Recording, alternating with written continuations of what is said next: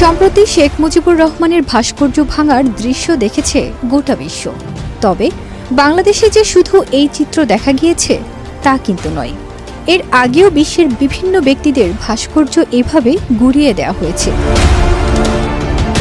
ক্ষমতার পালাবদলের পর মানুষের ক্ষোভের বহিঃপ্রকাশ দেখা গেছে তাদের ভাস্কর্য বা মূর্তির উপরে, যাদের নমস্কার, আমি কৃষ্ণপদ অধিকারী। আমার ছোট্ট একটা ইউটিউব চ্যানেল আছে, চ্যানেলটার নাম ডোন্ট কেয়ার।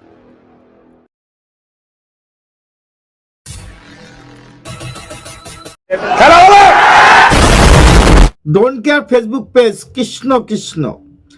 বাংলাদেশের যে আবহাওয়া তৈরি হয়েছে মুক্তি ভাঙার জন্য, একটা মৌলবাদী সংগঠনরা যেভাবে চলছে এবং সেই হাওয়া কি এই ভারতবর্ষে লাগলো কিনা প্রশ্ন রেখে গেলাম ভারতবর্ষের জনগণের কাছে, পৃথিবীর জনগণের কাছে, যে এই সমস্ত জিহাদিরা একইভাবে ইতিহাসকে মুছে দিতে চায় কিনা। যদি বলেন আপনি এই কথাটা কেন বলছেন, তাহলে ভিডিওটা টানবেন না, দেখে যাবেন, কন্ট্রোল করে যাবেন। কারণ আমি তো দেখাতে চলেছি যে বাংলাদেশের যেটা হয়েছিল সেটা এই রাজ্যে, এই পশ্চিম বাংলায় একইভাবে চলছে। আমার চ্যানেল নাম don't care, Facebook page Krishna Krishna. ভিডিওটা যদি ভালো লাগে লাইক শেয়ার কমেন্ট করবেন, এবং আগামী দিনে আপনাদের কাছে একটু অনুরোধ করছি আমার চ্যানেলটা সাবস্ক্রাইব করে দেবেন, ফেসটা ফলো করবেন। মানুষ তো মানুষের জন্য, একটা মানুষের দয়ায় একটা মানুষ বাঁচতে পারে এবং সুন্দর জীবনযাপনের রাস্তা খুঁজে পেতে পারে। আমিও সেই রাস্তা খোঁজার জন্য এবং রাস্তা পাওয়ার জন্য আপনাদের দরে জোড়হাত করে আমি অনুরোধ করছি, চ্যানেলটা সাবস্ক্রাইব করে দেন, পেজটা ফলো করে দেবেন। কারণ একটা মানুষ তো মানুষের জন্য থাকে।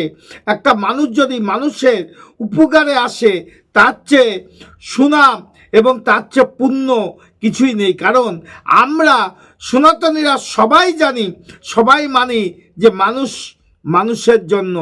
এই কথাটা বলে আমার ভিডিও শুরু করতে যাব। আপনাদের কাছে একটা অনুরোধ করব, ভিডিওটা টানবেন না, দেখবেন। কারণ এই ভিডিওর অনেক কিছু গোপন তথ্য আপনাদের কাছে তুলে ধরছি। কারণ বাংলাদেশে জিহাদিরা যেভাবে ইতিহাসকে মুছে দিতে চাচ্ছে, আমাদের এখানে ভারতবর্ষে মানে ইন্দিরা গান্ধী, সেই ইন্দিরা গান্ধীর কথা কেন বললাম মাকে, কারণ ভারত মাতা ইন্দিরা গান্ধী, শেখ মুজিবার, বঙ্গবন্ধু শেখ মুজিবার এর টাইটেল হয়তোবা আর কেউ পাবে না। ভারত মাতা ইন্দিরা গান্ধী, আর কেউ এই টাইটেলটা পাবে না। কারণ আমিও জানি কবিগুরু রবীন্দ্রনাথ ঠাকুর এর টাইটেলও কেউ পাবে না। বিদ্রোহী কবি নজরুল ইসলাম এর টাইটেলও কেউ পাবে না। ঈশ্বরচন্দ্র বিদ্যাসাগর এর টাইটেলও কেউ পাবে না। আমি জানি স্বামীজি বিবেকানন্দ এই টাইটেলও কেউ পাবে না। আমি সব কিছু জানি, কিন্তু সব কিছু বুঝে জেনে শুনেও আমি নিরুপায়। চলেন কথা না বাড়িয়ে দেখা যাক ভিডিওটা, যে বাংলাদেশে যে জিহাদিরা যে কায়দায়, যে অবস্থার মধ্যে বাংলাদেশকে নিয়ে গেছে পশ্চিমবাংলায়, সেই অবস্থা শুরু হলো কিনা। চলেন দেখা যাক ভিডিওটা। মূর্তি ভাঙার রাজনীতি। মুর্শিদাবাদের বহরমপুরে ভাঙা হলো ইন্দিরা গান্ধীর আবক্ষ মূর্তি। গতকাল এই ঘটনা ঘটেছে বহরমপুর পুরসভার 5 নম্বর ওয়ার্ডে সৈয়দাবাদে মনীন্দ্রচন্দ্র বিদ্যাপীঠের সামনে ইন্দিরা গান্ধীর যে মূর্তি ছিল সেটি ভাঙা হয়। গতকাল সকালে বিষয়টি চোখে পড়ার পর সরব হয় কংগ্রেস। আজ সকালে প্রদেশ কংগ্রেস সভাপতি অধীর চৌধুরী সহ কংগ্রেস নেতারা ঘটনাস্থলে যান। মুখে কালো কাপড় বেঁধে তারা প্রতিবাদে সামিল হন। এই ঘটনা যারা ঘটিয়েছে সেই দুষ্কৃতীদের অবিলম্বে গ্রেফতারের দাবি জানিয়েছেন তারা। অধীর চৌধুরী জানিয়েছেন এই জায়গায় ফের ইন্দিরা গান্ধীর আবক্ষ মূর্তি স্থাপন করা হবে।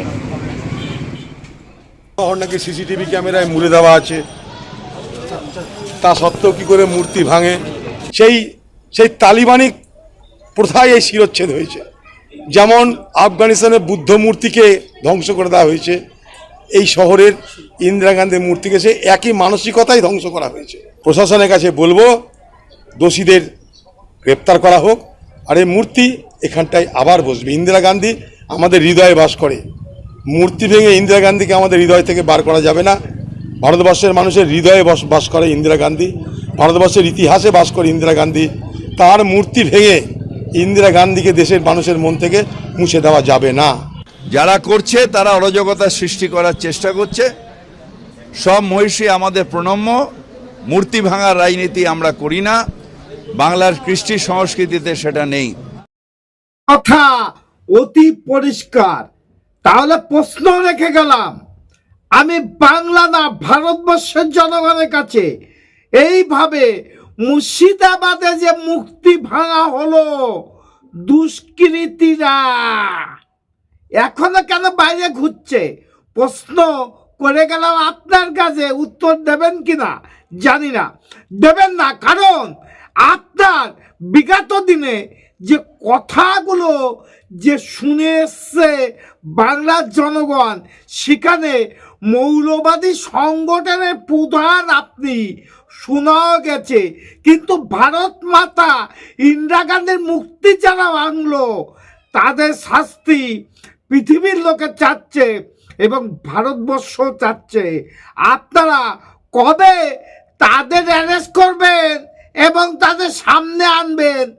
বাংলার প্রশ্ন এটা, বাংলার জনগণের প্রশ্ন।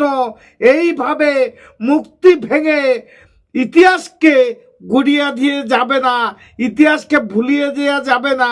ইতিহাস স্মরণে আছে, স্মরণে থাকবে, আগামী দিনেও থাকবে। মনে রাখুন আপনারা। জানি না আমার ভিডিওটা আপনাদের কাছে কতটা গ্রহণযোগ্য, যদিও না হয় ভারত মাতা ইন্দিরা গান্ধীর জয়ের ধ্বনিতে একবার অন্তত আমার চ্যানেলটা সাবস্ক্রাইব করে দেবেন, পেজটা ফলো করে দেবেন। আপনাদের কাছে এইটুখানি অনুরোধ করে গেলাম। আগামী দিনে নতুন একটা ভিডিও নিয়ে আপনাদের সামনে আসতে চলেছি। ততক্ষণ বিদায়, নমস্কার, টাটা। Madam, when sorry.